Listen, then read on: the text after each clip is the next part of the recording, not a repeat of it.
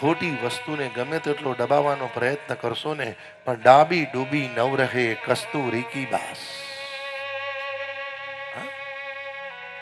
બે ચાર સેવકો આયા, મહાત્મા વિદુર કી જય હો. ભગવાન મહારાજા ધૃતરાષ્ટ્રે આપણા માટે અન્ન મોકલ્યું છે. વિદુરજીએ વિચાર્યું, લાય જરા સુલભાજીને પૂછવા તો દે.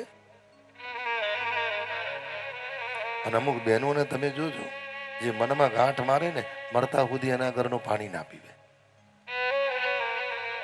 એ કહી દે તમારે જેટલો વ્યવહાર રાખવો હોય રાખજો, હું આવીશ બધું કરીશ, પણ એના ઘરનું. સુલભાજીએ કીધું, નાથ અવિવેક થાય તો ક્ષમા કરજો. એક વાત કહું, જેનું અન્ન ખાવાથી આપણું મન બગડ્યું, હવે અંત સમયે અન્ન ખાવાથી મરણ બગાડવું છે? ભાઈ, મરચું ને રોટલો ખાજો, ભાજી ને રોટલો ખાજો, દૂધ ને રોટલો ખાજો, પણ એવી વ્યક્તિના ઘરનું અન્ન ના ખાઓ જે ખવડાયા પછી તમને વારંવાર સંભળાયા કરે.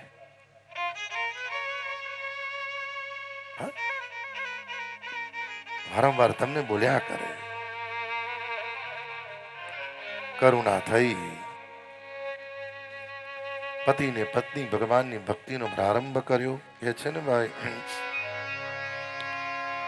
મનનો મોરલિયો રટે તારું નામ, મારી ઝૂંપડીએ આવો સીતારામ. મનનો મોરલિયો રટે તારું નામ, મારી ઝૂંપડીએ આવો સીતારામ.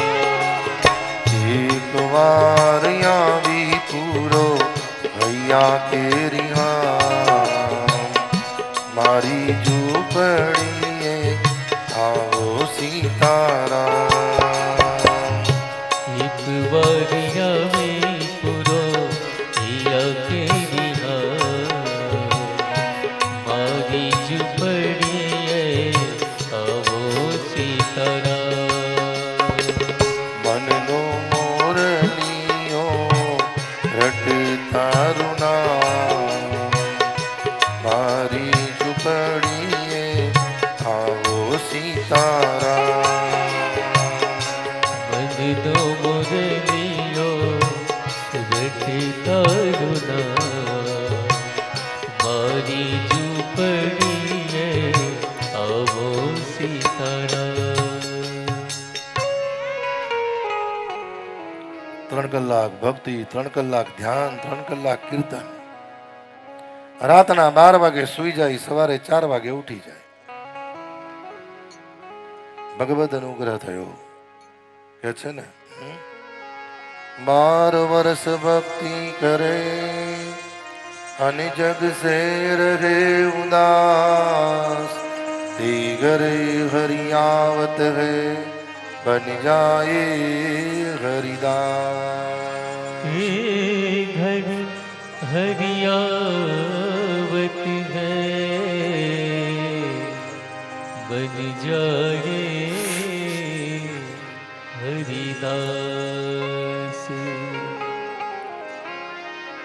भक्ति करे पाताड़ में प्रगट होए आकाश, डाबी डूबी नव रहे कस्तूरी की बात. दाबी डूबी न रहे कस्तूरी की बात. 12 વર્ષના વાના ભયા. ભગવાન દ્વારિકાનાથે દ્વારિકાનાથે દ્વારિકામાં કૂતવર્મા નામના દારૂકને કીધું, હા જાઓ હસ્તિનાપુર અને જઈને મહારાજા ધૃતરાષ્ટ્રને સમાચાર આપો, ભગવાન દ્વારિકાનાથ મહેમાનગતિ કરવા પધારે છે. હા, અમુકને એવું ના કહેવાય કામ માટે આવીએ છીએ, અમુકને એવું જ કહેવાય ખાલી મળવા માટે આવીએ છીએ. અમુકને કોણ તમે કામ માટે તો પહેલેથી તૈયારી જ રાખે બધી. ભગવાને કૃતવર્મા નામના દારૂકને કહ્યું કે જઈને સમાચાર આપો, ભગવાન દ્વારિકાનાથ મહેમાનગતિ માટે પધારે છે.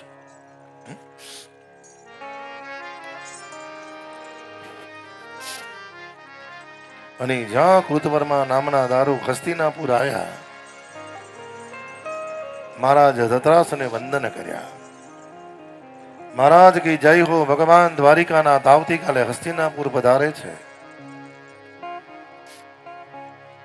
હળવે રહીને ધતરાષ્ટ્રે દુર્યોધનને બોલાયો. બેટા દુર્યોધન સાંભળ, કાન ખોલીને સાંભળી લે. આવતીકાલે ભગવાન દ્વારકાનાથ મેમણગઢી માટે પધારે છે. અને ભગવાન દ્વારિકાનાથને 56 પકવાન બહુ ભાવે છે. એવા સુંદર ભોજન તૈયાર કરો, એવી સુંદર મહેમાનગતિ કરો.